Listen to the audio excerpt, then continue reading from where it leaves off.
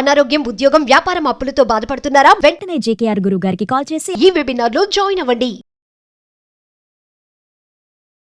Hello అండి, నమస్తే. నేను మీ హరిత అక్కల, emotional wellness coach and motivational speaker. Welcome back to Suman TV. అసలు ఈరోజు నేను ఒక టాపిక్తో మాట్లాడతానండి. బికాస్ నేను బ్రౌజ్ చేయడం మొదలుపెట్టిన వెంటనే ఓపెన్ చేద్దాం, సరే కాంటెంట్ తయారు చేద్దాం అన్న తెరవంగానే ఏం న్యూస్ వస్తాయో చెప్పనండి. క్రైమ్, పలానా వైఫ్ పలానా హస్బెండ్ని చంపేసింది, పలానా హస్బెండ్ పలానా వైఫ్ని చంపేసింది. అక్కడ జరిగిన న్యూస్ ఎంత స్ప్రెడ్ అయిపోయి ఉంటుంది అంటే, అమ్మో అలా నన్ను కూడా మా వైఫ్ నన్ను ముక్కలు ముక్కలుగా కట్ చేసి డ్రమ్లో వేస్తానని బెదిరిస్తుంది సార్, సో మా వైఫ్కి పెళ్లి చేసేసేయండి అని హస్బెండే వెళ్ళి మరి ఆ లవర్తోని వైఫ్ని పెళ్లి చేశాడు. And what kind of crime things are happening outside యా. అంటే అది ఓపెన్ చెయ్యంగానే వన్ బై వన్ ఎలా వస్తాయి తెలుసా అండి. అండ్ ఇక్కడ నేను క్రైమ్ గురించి ఎందుకు మాట్లాడుతున్నా అంటే, బేసిక్గా నేను చేసే హెల్ప్ కోచింగ్లో లైఫ్ కోచ్ కాబట్టి, అంటే పర్టికులర్గా ఐ స్పీక్ అబౌట్ ఎమోషన్స్లో క్రైమ్కి ఆపోజిట్ నేను స్టడీ చేస్తే ఇట్స్ కైండ్నెస్. మనలో ఒక జాలి, దయ, కరుణ, ఒకరు బాగుండాలి అన్న కోరుకోవటం, నలుగురు బాగుంటే అందులో నేను ఉండాలి అన్న ఆ కలుపుగోలుతనం ఎక్కడ పోతున్నాయి? ఒక ఫోన్ మీకు వచ్చింది, అద్భుతమైన మనకి ఒక గాడ్ సృష్టించి మనకి ఇచ్చాడు అని మనం తీసుకోగలిగితే అందులోంచి మంచి క్రియేట్ చేసుకోగలచ్చు. కానీ పలానాలాగా నేను క్రైమ్ చేసి ఎవరికి కనిపించకుండా ఎలా తప్పించుకోవాలి అని బ్రౌజ్ ఎందుకు చేయాలి అని నేను అడుగుతాను. ఐఎమ్ సో సారీ, కొంతమంది వ్యూవర్స్కి ఇది నచ్చకపోతేని, because you have been through the victim, you are playing a victim role. మీరు ఆల్రెడీ చాలా అనుభవిస్తున్నారు. ఓన్లీ దెన్ మాకు ఈ థాట్స్ వస్తున్నాయి, నువ్వెవరు జడ్జ్ చేయటానికి. I'm so sorry for this. మీరు ఇలాంటి ఫీలింగ్స్ గోత్రూ అవుతే మాత్రం you need to connect to us. యాక్చువల్గా మా లాంటి వాళ్ళకి కనెక్ట్ అయితే we will be able to help you. Okay, నువ్వెవరు చెప్పడానికి అంటే, లెట్ మీ టెల్ యూ, ఎవ్వరు కూడా ఏ సమస్యని ఫేస్ చేయకుండా కెమెరా దాకా రారు బాబా. రైట్, నేను సెకండ్ ప్రెగ్నెన్సీలో ఉన్నప్పుడు డెలివరీ అయిన తర్వాత I went through a very low depressive state. దాన్ని పోస్ట్ పార్టమ్ డిప్రెషన్ అంటారు అని కూడా నాకు తెలియకుండానే ఆ డిప్రెషన్ ఫేజ్ కూడా దాటేశాను. రైట్, అండ్ ఆ టైంలో చాలా సూసైడల్ థాట్స్ వచ్చేవి. I use to feel like అసలు వదిలేద్దాము, ఎందుకు ఇంత హారబుల్ వరల్డ్లో మనం ఇంకెందుకు ఉండాలి, ఎవరో అర్థం చేసుకోరు. I have been through it. Hurt అవ్వకుండా, రిలేషన్షిప్స్లో ఏది చూడకుండా, మనల్ని మోసం చేసిన వాళ్ళని ఫేస్ చేస్తూ మళ్ళీ క్షమించుకుంటూ ముందుకెళ్తూ ఇక్కడ దాకా నేను రాలేదండి. రైట్, కానీ కొంతమందిని మనం బౌండరీలో పెడితే సరిపోద్ది. కొంతమందిని మనం క్షమించగలగాలి. కొంతమందిని మనం రియలైజ్ చేపించి మళ్ళీ అలా మిస్టేక్ చేయొద్దు అని ఛాన్స్ ఇవ్వాలి. రైట్, అది లిస్ట్ ఎవరు, ఇన్స్పైరింగ్ ఎవరు, ఎక్స్పైరింగ్ ఎవరు, న్యూట్రల్ పీపుల్ ఎవరు, ఎవరిని నేను బౌండరీలో పెట్టాలి, ఎవరిని నేను నా దాకా తెచ్చుకోవాలి అని మనం తెలుసుకోకపోతే, మనకి మనం ఆ లెసన్స్ రాకపోతే, ఏజ్లో మెచ్యూరిటీ పెరగకపోతే 60 years వచ్చి ఏం లాభం అంటాను నేను. రైట్, ఇది నేను ఎందుకు అంటున్నానంటే, గైస్ వినండి, క్రైమ్ జరగడానికి 3 reasons ఉంటాయి. ఏ క్రైమ్ అన్నా పట్టుకోండి, అది వైఫ్ అండ్ హస్బెండ్స్ కొట్లాట్ల ఈ క్రైమ్ అవ్వనివ్వండి, లేకపోతే పిల్లల్ని తల్లి చంపనివ్వండి, లేకపోతే తండ్రి చంపనివ్వండి, లేదా పిల్లలు తల్లిని చంపనివ్వండి, whatever could be the crime. ఆ క్రైమ్ ఏదన్నా కానీ, rape victims, I don't know what crime is, but ఏది జరిగినా కూడా 3 కారణం అండి. నంబర్ 1, విక్టిమ్, ఎవరైతే ఫేస్ చేస్తున్నారో ఆ క్రైమ్ని, ఎవరైతే బాధితులో వాళ్ళు. నంబర్ 2, ఎవరైతే చేస్తున్నారో, ఓకే, ఎవరైతే అది పాల్పడుతున్నారో వాళ్ళు. నంబర్ 3, సైలెంట్గా ఉండేవాళ్ళండి. Very important. ఈ బై స్టాండర్ ఎఫెక్ట్కి కారణమైన 3వ వాళ్ళు ఎవరో చెప్పనా, వాళ్ళకి కనబడుతూ ఉంటుంది, వాళ్ళకి అంచనా వేయగలుగుతూ ఉంటారు, వాళ్ళకి తెలుస్తూ ఉంటుంది బట్ ఏదో తేడాగా ఉంది అని. మాట్లాడితే జరిగిపోతుంది అని కూర్చొని మాట్లాడకుండా, సరేలే వాళ్ళే సర్దుకుంటారు అని వదిలేసే వాళ్ళ వల్ల క్రైమ్ రేట్ పెరుగుతోంది. I want to show you this one. ఈ పిక్చర్ చూడండి, మీకు కనబడుతోంది కదా, ఇక్కడ ఒక మనిషి పడిపోయి ఉన్నాడు. ఓకే, ఆ పడిపోవడానికి రీజన్ ఏమైనా అయి ఉండొచ్చు. ఆ పడిపోయి ఉంటే కూడా చుట్టుపక్కల మనుషులు ఏమనుకుంటారంటే, ఎవరో వచ్చి హెల్ప్ చేస్తాడులే, అబ్బాయి కదా నేను ఎందుకు హెల్ప్ చేయాలి, వేరే ఎవరైనా వచ్చి అబ్బాయి హెల్ప్ చేయాలి అని ఒక అమ్మాయి అనుకుంటుంది.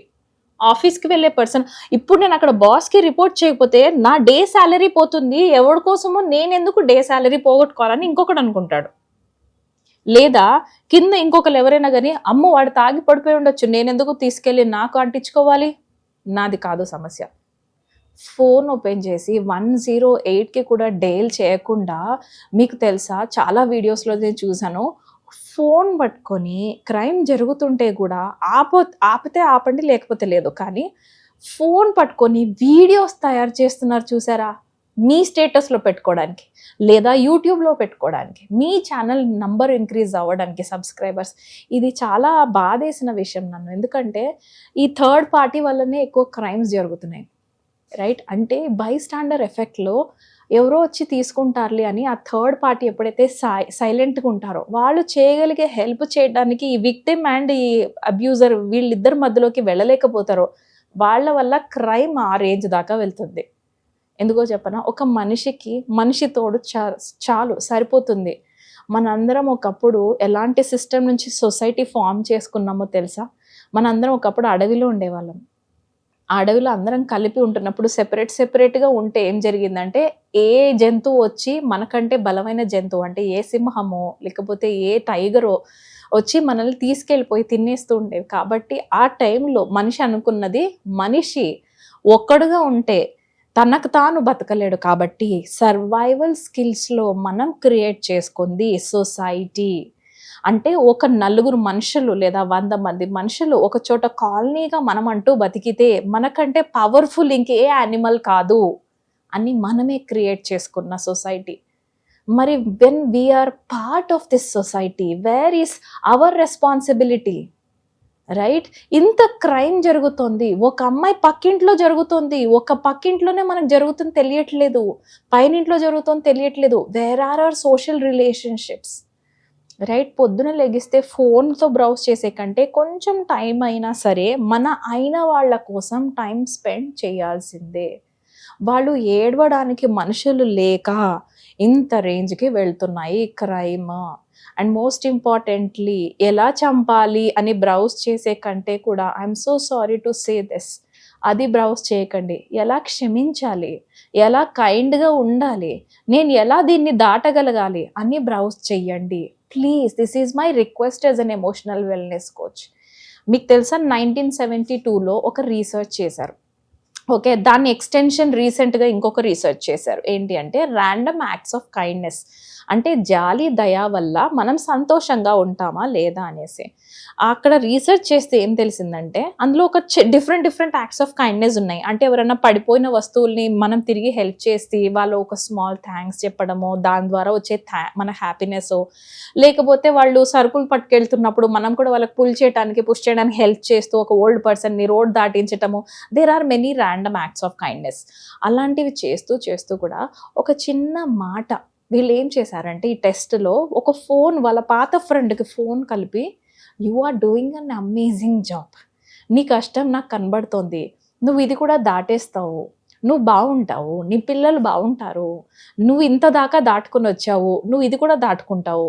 కానీ ఇక్కడ నువ్వు ఒకేలా భయపడుతున్నావు అనుకో, సపోజ్ నీ ఫ్లైట్ ఎక్కడానికి భయం, ఒక అబ్బాయికి నువ్వు ఫ్లైట్ ఎక్కడానికి భయం వేస్తుంది కదా, ఈసారి నాకు ఒకసారి మాట చెప్పు, నేను కూడా నీతో జాయిన్ అవుతాను, ఈసారి ఇద్దరం కలిపి ఆ ఫ్లైట్ ఎక్కినప్పుడు దాన్ని ఫన్గా మార్చడానికి ట్రై చేద్దాము.